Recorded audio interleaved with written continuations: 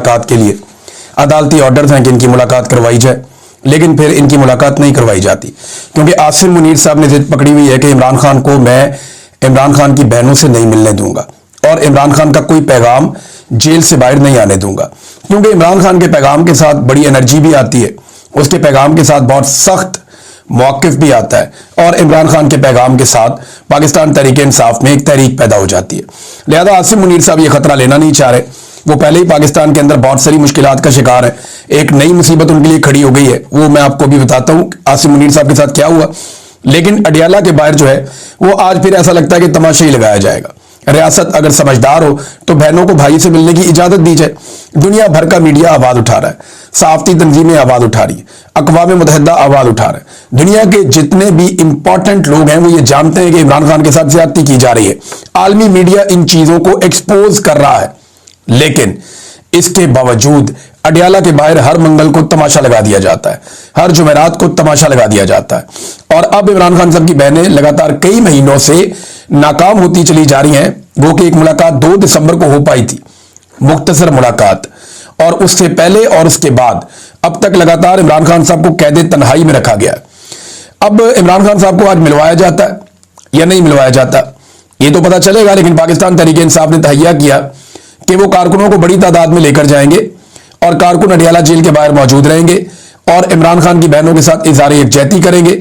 और इमरान खान की बहनें क्या करेंगी, वो हमेशा से बताती आई हैं कि हमें गिरफ्तार करना है, पकड़ना है, पकड़ लें, जो करना है आप करें, लेकिन हम अपने भाई के लिए निकलते रहेंगे। अब वो बहनें, उनका पॉलिटिकल तो कोई है नहीं करियर, ना माजी में था। जब इमरान खान वजीर आजम था तब भी आपने देखा कि उनका कोई हैसियत नहीं थी। अगर इमरान खान वजीर आजम था और उनकी बहनों ने कुछ किया होता तो आज उन्हें जेलों में डाला होता। इमरान खान की पूरी फैमिली के ऊपर किसी के ऊपर करप्शन का कोई एक मुकदमा ही नहीं है। इमरान खान के ऊपर भी जो मुकदमा था वो आप अच्छी तरह जानते हैं उनकी हैसियत क्या है। बहरहाल ये अडियाला जेल के बाहर आज फिर जब मैं ये वीडियो रिकॉर्ड कर रहा हूं तो मुझे इस बात का अंदाजा है कि हुकूमत क्या सोच रही है। तारिक फजल चौधरी साहब ने कहा कि 8 फरवरी तक इमरान खान साहब की मुलाकातें नहीं हो पाएंगी।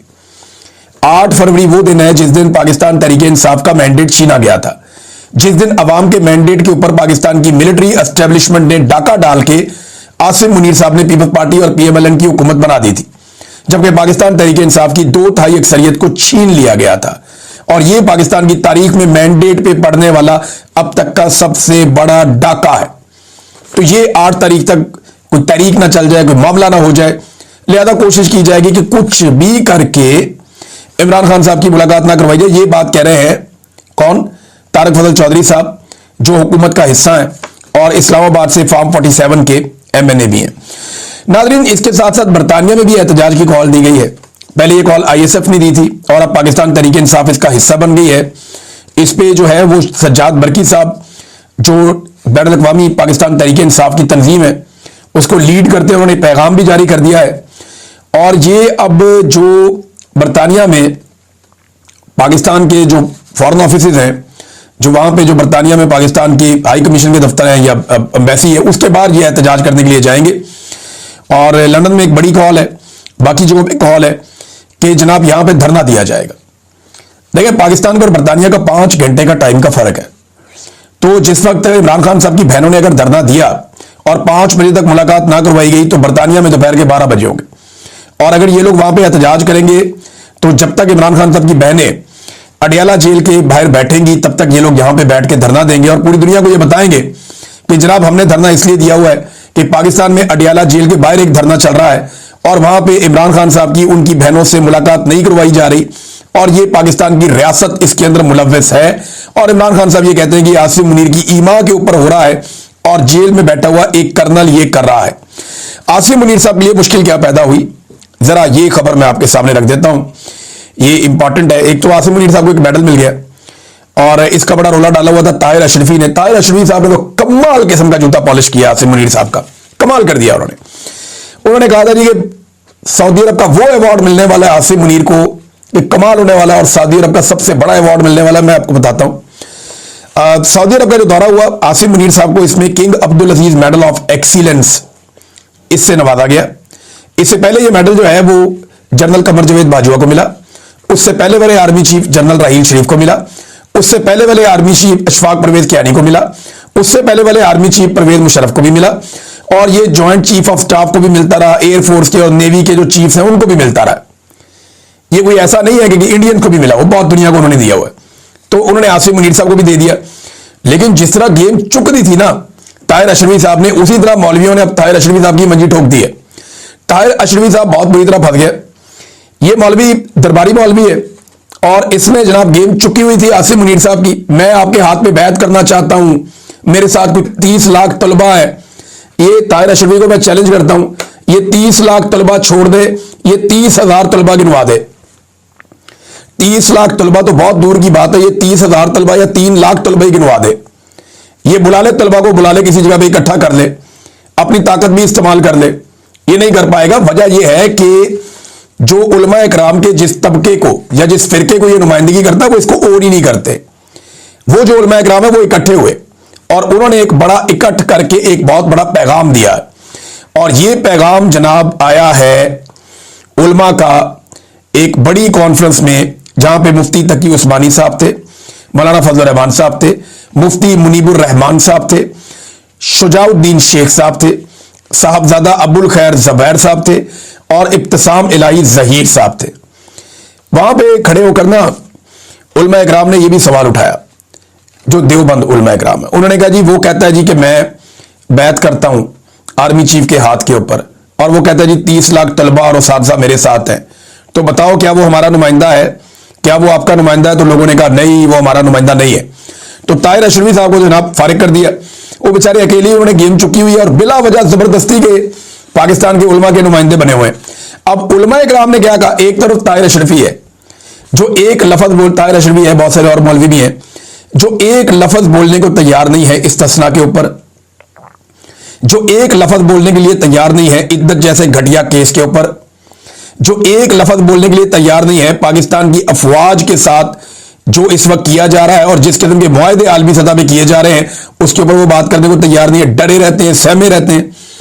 एक तरफ कुछ उलमा इकराम बात कर भी देते हैं, मैं बल्कि शाबाश देना चाहूंगा, काफी मैंने तनकीद भी की इन पे, लेकिन जब मौलवी अच्छा काम करे तो उसको शाबाश भी मिलनी चाहिए। इसमें जो एक स्टेटमेंट दिया है मुफ्ती मुनीबुर रहमान साहब ने, मुफ्ती मुनीब ये वही मौलवी साहब हैं जो हमेशा अपनी खिदमात एस्टेब्लिशमेंट के आगे पेश कर देते हैं, लेकिन हालात एस्टेब्लिशमेंट ने इनके लिए इतने मुश्किल कर दिए कि इनको भी अब स्टेटमेंट देना पड़ा। क्रेडिबिलिटी मौलवियों की खत्म हो गई है ना। दूसरा, मौलवियों के अंदर एक कंपटीशन आ गया कि यार उस मौलवी को अगर आसिम मुनीर साहब प्यार कर रहे हैं या एस्टेब्लिशमेंट नवाज रही है तो मुझे क्यों नहीं नवाज रही, भाई मुझे भी उसी लेवल पे नवाजा जाए। तो ये मौलवी नाराज भी हो जाते हैं इस चक्कर में, सबको राजी नहीं रखा जा सकता। बहरहाल मुफ्ती मुनीर साहब कहते हैं कि नबी ने ना किसी खलीफा राशिद ने इस्तिस्ना मांगा, हुक्मरानों को सबक सीखना चाहिए। यानी इस्तिस्ना के खिलाफ मुफ्ती मुनीब का स्टेटमेंट आ गया। तो इन्होंने कहा जनाब हमारे हुक्मरानों को सबक सीखना चाहिए और मजलिस इत्तेहाद उम्मत पाकिस्तान के तहत मुशावरती इल्मी इज्तिमा से खिताब करते हुए मुफ्ती मुनीब ने कह दिया, मदारस के बारे में बात की और बाकी चीज़ों के बारे में बात की, और साथ ही उन्होंने ये कहा कि जनाब ये इस्तिस्ना जो है ये ठीक चीज़ नहीं है, ये ज्यादती है, ये गलत है, ये नहीं होना चाहिए। इसके ऊपर जो तफसीली स्टेटमेंट है वो यह है कि 27वीं तरमीम में सदर मुमलिकत और अफवाज पाकिस्तान के बाज आला मनासिब पर फायज अफराद को ताहयात इस्तिस्ना दिया गया जो कुरान करीम के बिल्कुल खिलाफ है। इस तरमीम को मनसूख किया जाए। अब ये सारे उलमा इकराम मिलकर कह रहे हैं। अब सवाल ये पैदा होता है कि मौलवियों ने तो एक तरह का दे दिया फतवा, इसमें मुफ्तियान इकराम भी हैं और वो इसको कुरान पाक से मुतसादिम करार दे रहे हैं कि जनाब कुरान पाक में कुछ और है और यहां पे कुछ और है। अब आसिम मुनीर साहब जो है वो हाफिज कुरान है, तो कुरान पाक के हाफिज हैं वो, इसके बावजूद कुरान पाक की तालीमात की खिलाफ वर्जी वो कैसे कर सकते हैं? वो एक ऐसा इस्तिस्ना कैसे ले सकते हैं जो गैर शरई है और गैर इस्लामी है और कुरान पाक की तालीमात के मुनाफी है? वो कैसे एक ऐसा इस्तिस्ना ले सकते हैं? इस पे बड़ी लंबी चौड़ी बात की वहां पे उलमा इकराम ने और उन्होंने इज्तिमाई तौर पे इसके बारे में कुरानी आयात का हवाला दिया, अहादीस का हवाला दिया और इस्लाम की मिसालों का हवाला दिया। उन्होंने खुलफाए राशिदीन की मिसालों का हवाला दिया। यह भी उन्होंने कहा कि बुनियानुल मरसूस जो एक ऑपरेशन इंडिया के खिलाफ हमारी लड़ाई हुई उसकी हम तारीफ करते हैं, लेकिन ये इस्तिस्ना देना ये शायान शान नहीं है बल्कि किरदार पर धब्बा लगाने के मुतरादिफ है। यानी फील्ड मार्शल के या मिलिट्री के किरदार के ऊपर ایک دھبا لگانے کے مترادف ہے. یہ نہیں کیا جانا چاہیے. یہ اجلاس مطالبہ کرتا ہے کہ اس ترمیم کو منسوخ کیا جائے یا قومی مشاورت اور پارلیمنٹ کے اتفاق سے دستور پاکستان کی روح کے مطابق اسے ڈھالا جائے، کیونکہ دستور کسی قوم اور ملت کا اجماعی میثاق ہوتا ہے. دیکھیں پاکستان کے آئین میں لکھا ہے کہ اس آئین میں کوئی بھی چیز اسلامی تعلیمات سے منافی نہیں شامل ہو سکتی. کوئی ترمیم ایسی نہیں ہو سکتی جو اسلام کی شریعت کی بنیادی روح سے متصادم ہو. لہذا یہ تو کام ہو گیا. اب علماء اکرام نے کہہ بھی دیا. اب دیکھتے ہیں کہ باقی یہ علماء اکرام اس کے اوپر کوئی تحریک چلاتے ہیں یا ڈنڈے سے ڈر کے چپ کر کے بیٹھ جاتے ہیں. اس کے اوپر ہم نظر رکھیں گے. لیکن مولوی ہلکے پہ گئے عاصم منیر صاحب کو کہ جناب آپ کا استثنا غلط ہے. اب ذرا وہ جو ہے صدر پاکستان نہ 3 میں نہ 13 میں لینا دینا ہی کوئی نہیں. اس کو آپ استثنا دے دیں نہ دے دیں وہ ذرا کیا کر سکتا ہے. جتنی دیر بیٹھا ہے اتنی دیر استثنا ہے. جب واپس جائے گا سیاستدانوں پہ کیس بنتے رہتے ہیں.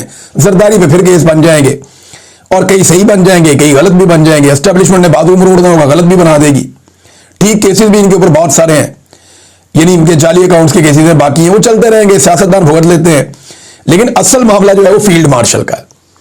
کیونکہ یہاں پہ نا بہت ساری ایسی چیزیں ہوئی ہیں جو آئین کے خلاف ہوئی ہیں اور جو آئین کی خلاف ورزی کرتے ہیں یا اپنے حلف کی خلاف ورزی کرتے ہیں ان پہ آرٹیکل 6 لگتا ہے. تو اس بات کا خدشہ ہے کہ اگر پاکستانی کسی دن کھڑے ہو گئے تو ایک نیا پرابلم آ جائے گا. بہرحال یہ جناب خبر تھی کہ مولوی کھڑے ہو گئے ہیں. میں نے آپ کو بتا دی. ایک اور چیز ہے یہ خبر آئی ہے اور رائٹرز نے دی ہے کہ ملاقات جو کی فیلڈ مارشل عاصم منیر نے ایک اور فیلڈ مارشل سے جو لیبیا کا فیلڈ مارشل ہے اس کا نام ہے خلیفہ حفتار. یہ جو فیلڈ مارشل خلیفہ حفتار ہے اس کا بیٹا ہے صدام حفتار خلیفہ. یہ لیفٹیننٹ جنرل بنا ہوا ہے 34 سال کی عمر میں. میں آپ کو یہ بتا دیتا ہوں کہ یہ باپ بیٹا اسرائیل کے ساتھ پہلے ہی اندر کھاتے تعلقات بنا چکے ہیں. 2023 کی یہ خبر ہے کہ 23 دسمبر کو یہ بن گورین ایئرپورٹ ہے. بن گورین ایئرپورٹ یہ اسرائیل کا ایک ایئرپورٹ ہے. وہاں پہ ایک پرائیویٹ جیٹ تھا فرانسیسی جیٹ تھا. اس کے اندر یہ جو صدام حفتار خلیفہ ہے جو بیٹا ہے لیبیا کے فیلڈ مارشل کا یہ اسرائیل کے ایک ایئرپورٹ پہ اترا اور اسرائیلی اخبارات کی خبروں کے مطابق اس نے اسرائیلی انٹیلیجنس ایجنسیز کے ساتھ اور ان کے آفیشلز کے ساتھ ملاقاتیں کی اور ان ملاقاتوں میں اس نے اپنے والد کا پیغام پہنچایا اور اس نے کہا جی کہ ہمیں سپورٹ چاہیے اسرائیل کی اور اس کے بدلے میں ہم اسرائیل کے ساتھ تعلقات نارملائز کریں گے اور اسرائیل کے ساتھ کوآپریٹ کریں گے. اب جناب عاصم منیر صاحب کی اس کے ساتھ بھی ملاقات ہو گئی اور یہاں سے خبر آئی کہ پاکستان انہیں $4 ارب کا اسلحہ دے گا. حالانکہ اقوام متحدہ نے لیبیا پہ پابندی لگائی ہوئی ہے کہ ان کو اسلحہ نہیں دیا جا سکتا. ایک طرف اقوام متحدہ نے لیبیا پہ پابندی لگائی ہوئی ہے اور دوسری طرف پاکستان لیبیا کو اسلحہ بھی فراہم کرے گا. کوئی دقت ہوگی نہیں کیونکہ لیبیا کی فوج وہ دوسری فوج ہوگی جس کو استعمال کیا جائے گا. دیکھیں لیبیا، انڈونیشیا اور پاکستان یہ 3 فوجیں تو آلموسٹ تیار ہیں. یہ 3 فوجیں تو جا سکتی ہیں وہاں پہ اسٹیبلائزیشن فورس کا حصہ بن کر غزہ میں اور یہ جا کر حماس کو غیر مسلح کرنے کا کام ہو یا اسرائیل کے تحفظ کا کام ہو یہ وہ سارا کام کر سکتی ہیں. ابھی حال ہی میں خبریں آ رہی ہیں روزانہ خبریں آ رہی ہیں کہ اسرائیل نے فلسطینی بچوں کو شہید کر دیا، دوبارہ جنگ بندی کی خلاف ورزی کی ہے.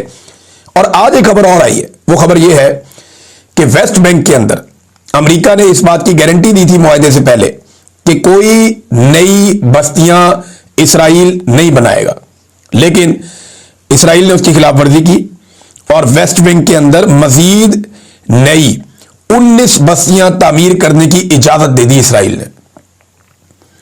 تو معاہدے کی تو خلاف ورزی ہو گئی لیکن پاکستان نے اس پہ ووٹ کر دیا تھا. اب کون پوچھے گا، کون سوال کرے گا؟ تو یہ اس وقت تو ایک انی پڑی ہوئی ہے.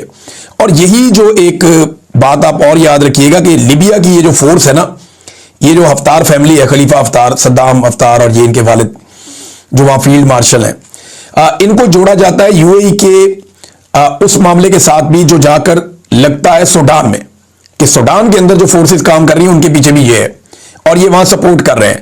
تو یہ سارا نیکسس آپ کو سمجھ آ جائے گا کہ وہاں پہ کچھ عرب ممالک کے مفادات یہ ہیں کیونکہ لیبیا سوڈان کے ساتھ لگتا ہے نا، کچھ عرب ممالک کے مفادات سوڈان میں ہے تو وہاں لیبیا ہیلپ کرتا ہے اور لیبیا عالمی سطح پہ اپنے لیے کچھ سہولتیں چاہتا ہے.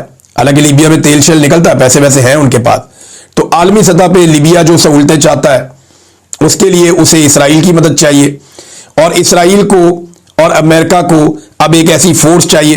तो आप सारी बातें कंक्लूड करें, डॉट आप सारे कनेक्ट करें तो आपको सारा गेम समझ आ जाएगा कि ये हो क्यों रहा है। बहरहाल आसिम मुनीर साहब ने ये एक डील की है और ये आलमी सतह पे एक छोटी बात नहीं है, लेकिन मुझे नहीं लगता कि इसके ऊपर किसी किस्म का कोई एतराज आएगा। पाकिस्तान तहरीक इंसाफ ने एक तनकीद की आसिम मुनीर साहब पे बड़ी सख्त, क्योंकि आसिम मुनीर साहब ने एक जो है वो स्टेटमेंट दिया था, हदीस नबवी सुनाई थी कि वो मुसलमान नहीं जिसके हाथ और जुबान से दूसरा मुसलमान महफूज ना हो। तो वो हदीस सुनाई थी कि वो मुसलमान ही नहीं जिसके हाथ और जुबान से किसी दूसरे इंसान को नुकसान पहुंचे। तो इस पे पाकिस्तान तहरीक इंसाफ ने कहा कि पिछले 3 साल से आसिम मुनीर के नाजायज दौरे हुकूमत में इस हुकूमत के साथ जो हुआ, इस कौम के साथ जो हुआ, उससे दुनिया और आखिरत दोनों में इस्तिस्ना मिलना मुश्किल है। ज़हनी मरीज नामंजूर, ये उन्होंने साथ टैग करके लगा दिया। तो जनाब आसिम मुनीर साहब को बड़ा सख्त जवाब यहां पे भी मिल रहा है। नाज़रीन एक और चीज है, अमार सुलंगी के नाम से एक अकाउंट काम कर रहा था। जैसे ही फौज से ताल्लुक रखने वाले लोगों ने इसको बेनकाब किया और उन्होंने बताया कि जनाब ये तो आईएसआई चला रही है, और इसको जोड़ा गया जाकर किसके साथ, मेजर जनरल फैसल नसीर के साथ जोड़ा गया। क्योंकि आखिरी जो ट्वीट हुआ है ना वो इस तरीके का हुआ है कि जैसे फैसल नसीर साहब जवाब दे रहे हैं अफसार आलम साहब को, और उसके फौरन बाद ये अकाउंट एक्स के ऊपर से, ट्विटर के ऊपर से गायब कर दिया गया। अकाउंट गायब करने का मकसद क्या है? मकसद जो मुझे समझ आ रहा है वो ये है कि इस अकाउंट ने, क्योंकि अब ये तो कंफर्म हो गया कि ये आईएसआई का अकाउंट था, ये बताया गया ना, और बताया भी अंदर के लोगों ने बताया कि जनाब ये आईएसआई का अकाउंट है, आईएसआई के ऑफिसर इसको चला रहे थे। तो इससे चंद चीजें कंफर्म हो गई कि आईएसआई का अकाउंट है, आईएसआई जाली अकाउंट भी चलाती है। हम बाकी जाली अकाउंटों को सर पकड़ के बैठे होते हैं कि यार ये क्या चल रहा है अजीबोगरीब, किसी बंदे की पहचान नहीं है, कोई कुछ भी कह सकता है। तो लोग तो बेचारे अपनी जान बचा रहे हैं, आईएसआई किससे जान बचा रही है अपनी? उन्हें क्या जरूरत है जाली अकाउंट की? भाई दूसरा बंदा तो ये जस्टिफिकेशन दे देता है ना कि ना मामला ये है कि मैं अपनी असल शक्ल में सामने आ गया तो मुझे उठा के नंगा करके मारेंगे। तो आईएसआई को ऐसे जाली अकाउंटों की क्या जरूरत है? इससे पहले उम्मे हरीम का अकाउंट एक पकड़ा गया था, कुछ और भी पकड़े गए थे। तो अब ये अमार सुलंगी का अकाउंट गायब कर दिया गया। गायब करने के पीछे जो रीजन समझ आता है वो ये है कि इसने बहुत धमकियां दी हुई हैं। तो वो जितनी धमकियां ना वो आईएसआई के खाते में जानी थी, नंबर 1, ताकि कोई स्क्रीनशॉट ना ले, कोई चीजें इकट्ठी ना करे, नंबर 1। नंबर 2, ये भी देखा जा रहा था, यानी मुझे भी धमकियां दी थी इस अकाउंट ने, बाकायदा मुझे भी धमकियां दी थी, और भी जर्नलिस्ट हैं जो पाकिस्तान के अंदर है, पाकिस्तान के बाहर है, उन्हें भी धमकियां दी थी। इन्होंने ईमान मजारी को भी धमकियां दी थी, हादी अली चट्टा साहब को भी धमकियां दी थी, इमरान खान साहब को भी धमकियां दी थी, उनकी बहनों को भी धमकियां दी थी। ये अकाउंट जो कहता था ना थोड़े दिनों के बाद वो हो जाता था। तो इससे भी ये साबित होता है कि वाकई जो अंदर के लोगों ने खबर निकाली और बताया और पोल खोल दिया कि ये आईएसआई का अकाउंट है, तो हो सकता है कि ये आईएसआई का ही अकाउंट हो, लेकिन इसका नेक्सस ना पकड़ा जाए कि कौन कौन इस अकाउंट को सबसे पहले रीट्वीट करता था, कौन कौन इसको सबसे ज्यादा फॉलो करता था, कौन कौन दावेदार था और इसकी तारीफें करता था, वो कौन लोग हैं, कौन से सहाफी हैं जो इसके साथ बहुत जुड़े हुए थे। चंद लोग तो सामने आ गए हैं, लेकिन अकाउंट को फौरी तौर पे गायब कर दिया गया। अब देखते हैं कि आने वाले वक्त में से क्या होता है। लेकिन अमार सुलंगी नामी इस अकाउंट ने 3 साल तक पाकिस्तानियों को और सियासी मुखालिफिन को धमकियां लगाई हैं, और आज उनके लोग बता रहे हैं कि ये तो आईएसआई का अकाउंट है। नाज़रीन तवज्जो इस तरफ है, आप अंदाजा करें पाकिस्तान में ना तवज्जो हमारी एजेंसियों की, हमारे इदारों की इस तरफ है। इंडिया ने हमारा पानी रोका हुआ है, पाकिस्तान में दहशतगर्दी बढ़ रही है, पाकिस्तान के अंदर अजीबोगरीब तहरीकें चल रही हैं, लेकिन तवज्जो हमारी कहां पे है? जाली अकाउंट्स बना लो, ये काम कर लो, वो काम कर लो, पॉलिटिकल अपोनेंट्स को दबा लो, इमरान खान को तोड़ लो, इमरान खान से किसी तरह माफी मंगवा लो, एक पॉलिटिकल पार्टी को कुचल दो, इलेक्शन चोरी कर लो। तवज्जो हमारी यहां पे है। हालत पाकिस्तान की ये हो गई है कि कुव्वत खरीद के ऊपर ये एक डाटा है मेरे पास, और ये डाटा क्या बता रहा है? ये डाटा बताता है कि एक एवरेज पाकिस्तानी की जो परचेजिंग पावर है या उसकी जो कुव्वत खरीद है वो 58% तक कम हो गई है इमरान खान के दौर से लेकर अब तक, यानी मार्च 2022